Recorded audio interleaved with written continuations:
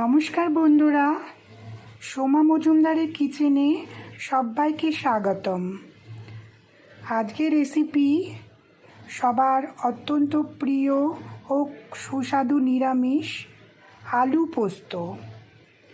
আপনারা সবাই আলু পোস্ত বাড়িতে খেয়ে থাকেন, আবার অনেকে খুব ভালো বানিয়েও থাকেন। আমি কিভাবে এই আলু পোস্ত রেসিপিটি বানাই সেটা আজকে আমি আপনাদের সামনে শেয়ার করছি। চলুন তাহলে কিভাবে বানাই সেটা দেখে নেওয়া যাক। এবার আমি কড়াইয়ে 4 চা চামচ পোস্ত একটুখানি নেড়ে চেড়ে নেব। পোস্ত যদি একটু কড়াইয়ে হালকা নেড়ে চেড়ে নেওয়া যায় তাহলে এর টেস্টটা খুব ভালো হয়।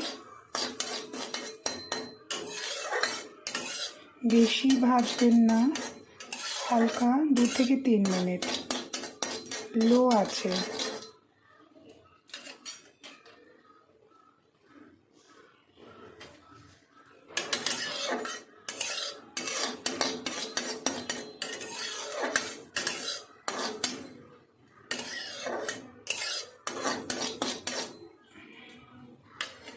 এবার এটা আমি নামিয়ে নেব, নামিয়ে ঠান্ডা করে এটা পেস্ট করব। আপনারা দেখতে থাকুন কিভাবে কি করি।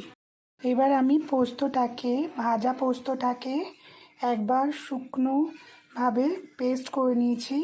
এবার তাতে দিয়েছি আমি এবার 3টে কাঁচা লঙ্কা,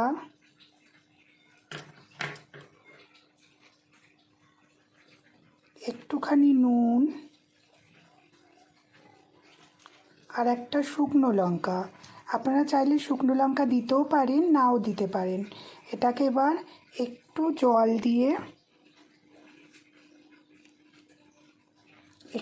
দিয়ে পেস্ট করব।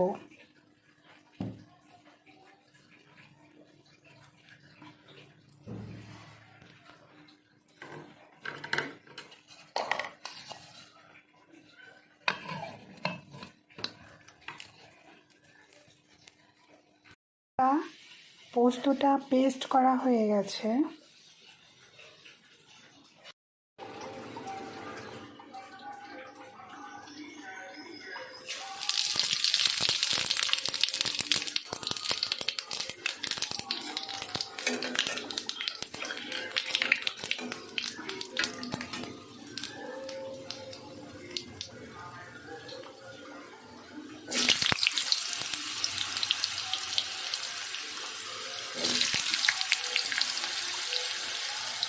বন্ধুরা, আমি 4 চামচ সর্ষের তেলে 2টো শুকনো লঙ্কা, একটু 5 ফোড়ন দিয়ে আলুগুলো দিয়ে দিয়েছি। তারপরে একটু নুন, একটু হলুদ, আপনারা হলুদ না চাইলে নাও দিতে পারেন। তারপরে নেড়ে চেড়ে 1 কাপ গরম জল দিয়ে দিয়েছি। এবার দেখুন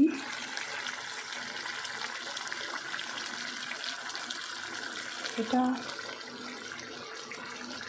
অনেকটা হয়ে এসছে। এবার আগে থেকে পেস্ট করে রাখা পোস্ত বাটাটা দিয়ে দেব।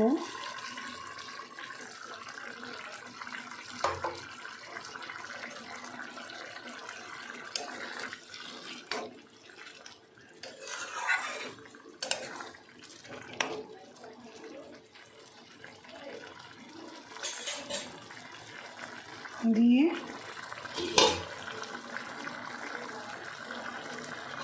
ঢেকে দেব।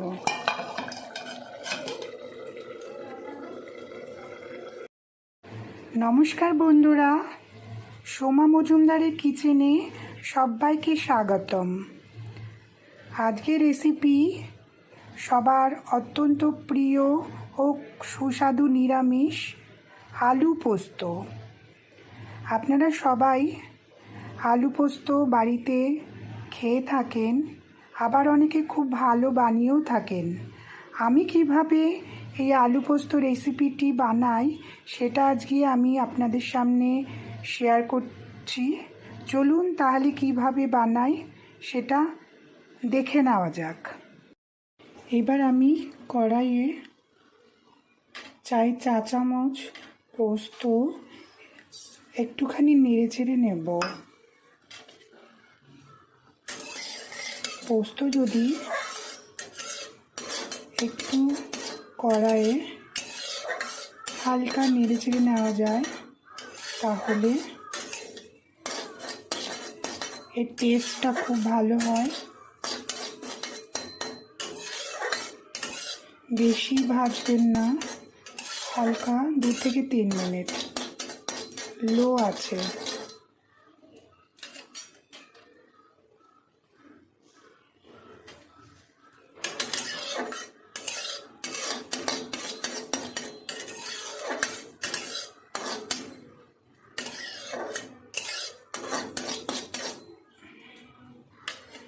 এবার এটা আমি নামিয়ে নেব, নামিয়ে ঠান্ডা করে এটা পেস্ট করব। আপনারা দেখতে থাকুন কিভাবে কি করি। এবার আমি ভাজা পোস্তটাকে একবার শুকনোভাবে পেস্ট করে নিয়েছি। এবার তাতে দিয়েছি আমি এবার 3টে কাঁচা লঙ্কা,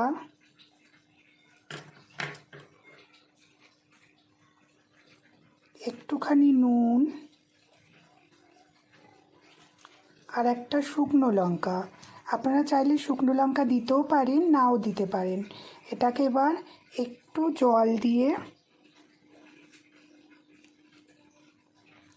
জল দিয়ে পেস্ট করব।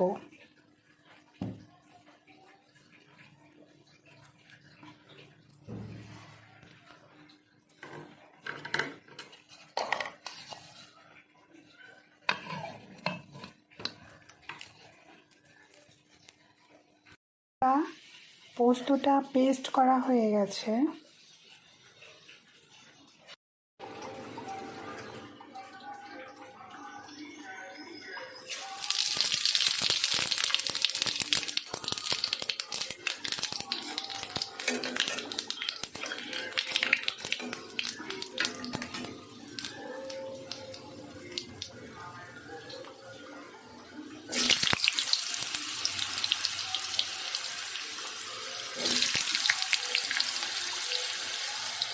বন্ধুরা, আমি 4 চামচ সর্ষের তেলে 2টো শুকনো লঙ্কা, একটু 5 ফোড়ন দিয়ে আলুগুলো দিয়ে দিয়েছি।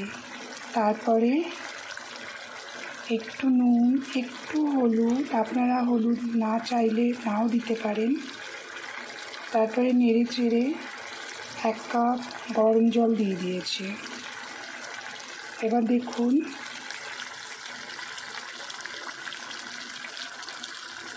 এটা অনেকটা হয়ে এসছে। এবার আগে থেকে পেস্ট করে রাখা পোস্ত বাটাটা দিয়ে দেব।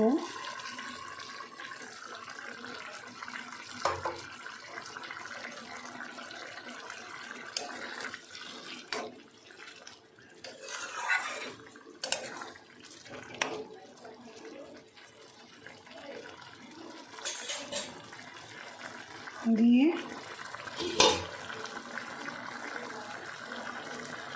ঢেকে দেব।